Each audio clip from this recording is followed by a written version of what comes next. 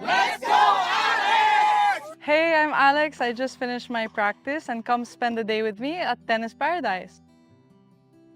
Alexandra Eala just finished practice at Indian Wells and decided to bring the cameras along for the rest of her day. What came out of it was not a polished PR moment. There was no produced monologue about her journey, no carefully worded statement about her goals for the tournament. Just a direct, casual invitation to follow along. Hey, I'm Alex. I just finished my practice. Come spend the day with me at Tennis Paradise. And then an unfiltered look at the person behind the ranking.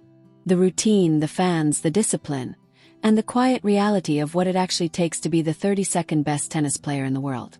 The reason that opening line matters is because it tells you something about how she thinks about the people watching her. She is not performing. She is showing up. Tennis Paradise, the name Indian Wells players use for the BNP Paribas Open, is earned. Stadium 1 seats over 16,000 people. The practice courts are world-class.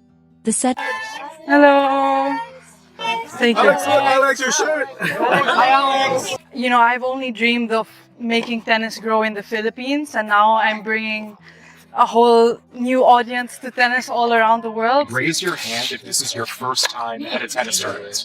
First time at a tennis tournament. Yes. Are you here because of Alex? Yes. And she's humble and she works hard. Yes. The setting in the Coachella Valley gives the entire tournament a specific atmosphere that no event outside the 4 Grand Slams can fully replicate, which is precisely why players have taken to calling it the 5th Grand Slam. The field is as strong as any major. The facilities match any major. And the experience of competing there, from the warm-up courts to the player lounge to the main stadium, is designed to feel like it matters.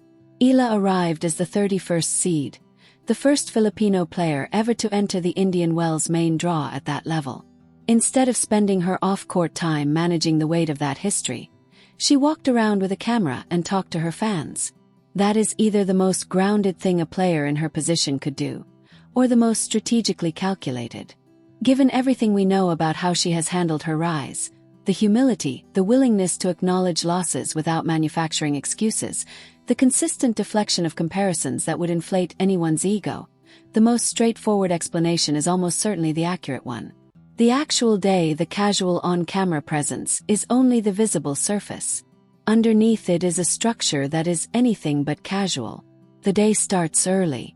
Before the fan interactions, before the Indian Wells lawn, before the conversations with people holding Philippine flags, there is a 2-hour morning tennis session that establishes the foundation for everything else.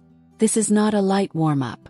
It is technical, focused, high-intensity work on the specific elements of her game that define how she competes at the WTA level. Her game is built on an aggressive baseline framework.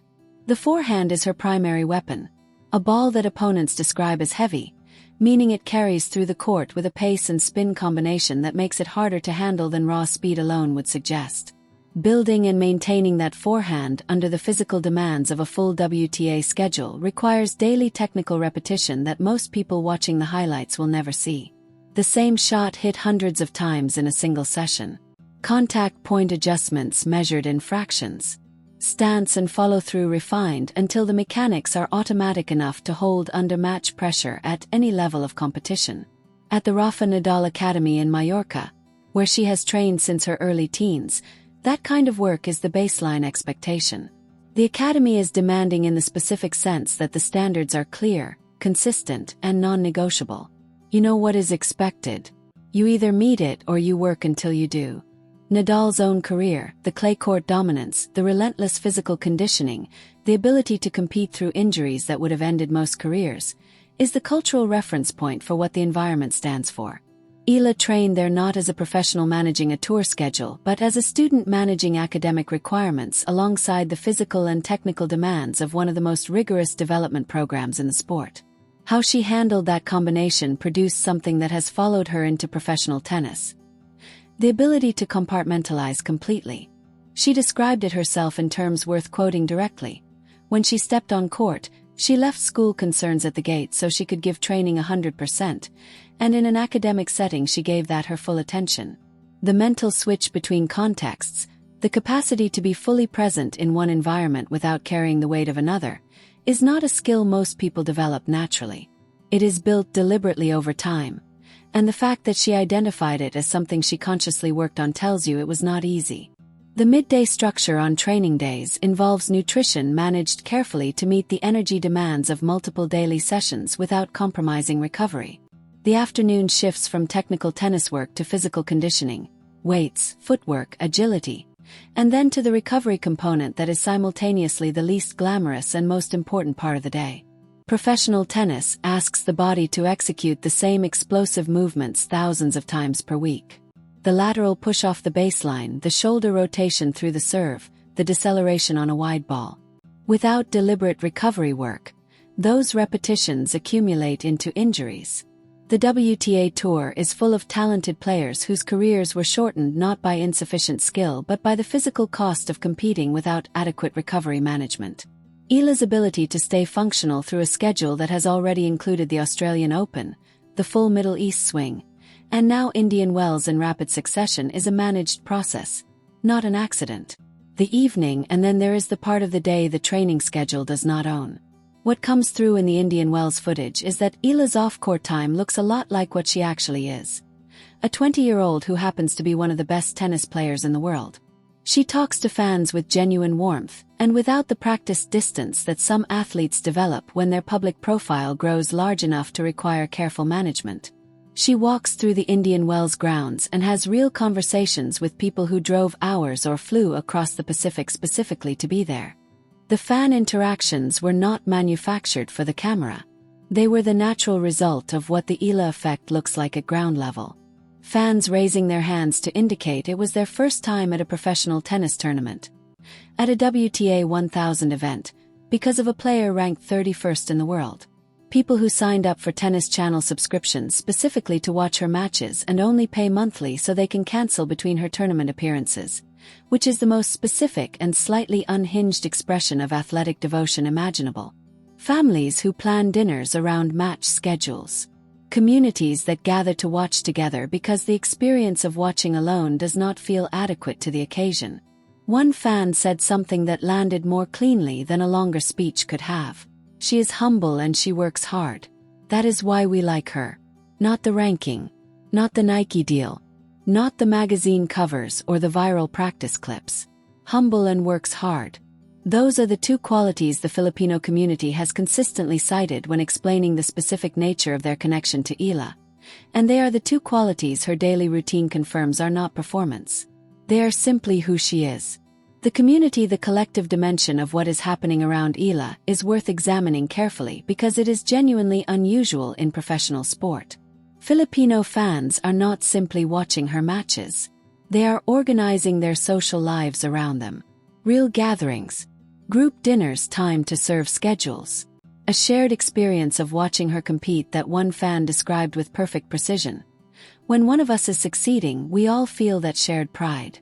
The Bayanihan spirit, the Filipino sense of collective identity that shows up in both difficulty and celebration, has found an expression in her tennis career that nobody planned and nobody could have manufactured from the outside. She acknowledged it herself at Indian Wells. Friends back home had told her the courts were full. Things were happening because of what she was doing on tour that she had not anticipated and could not have predicted. Courts being full in the Philippines is not a small thing. Tennis infrastructure there is not abundant. Access is not uniformly easy. And yet the ripple effect of one player competing at the highest level of the sport has produced a demonstrable increase in participation interest at home. People are picking up rackets because she exists. The foundation, the Nadal connection, adds a layer to this story that deserves more attention than it typically receives. The principles embedded in that academy environment, relentless physical conditioning, mental toughness, a refusal to donate free points, the competitive intensity that treats practice with the same seriousness as match play, are visible in how she competes. The heavy ball, the aggressive baseline game, the willingness to fight through difficult patches in a match without going passive. Those qualities do not develop by accident. They develop in an environment where the standard is set by the most physically committed player the sport has ever produced. Her brother Miko has also been a consistent presence throughout her career, coaching, supporting, showing up. Her parents made the decision to send a teenager to train in Spain, absorbing the distance and the sacrifice that decision required. Her mother watched a California governor acknowledge her daughter and was reportedly moved to tears. The journey from Quezon City to the Rafa Nadal Academy to a seated position at Indian Wells is not a solo story. It is a family story that an entire community has adopted as its own. And in the middle of all of it, Eala finishes her morning practice, picks up a camera and says, "Come spend the day with me." That is the whole story in one sentence. The discipline is real. The routine is demanding in ways that most people watching from the outside will never fully appreciate. The work is relentless and largely invisible. And at the end of it, she wants to share the day with the people who showed up to watch. 2 hours of morning tennis, gym work, recovery sessions, nutrition managed to the detail, academics balanced alongside one of the most demanding training programs in professional sport. And then an evening walking around Indian Wells talking to fans who plan their entire trips around her match schedule. That is the daily reality behind the ranking. At 31 in the world with Indian Wells only just beginning, it turns out who she is might be exactly what tennis needed.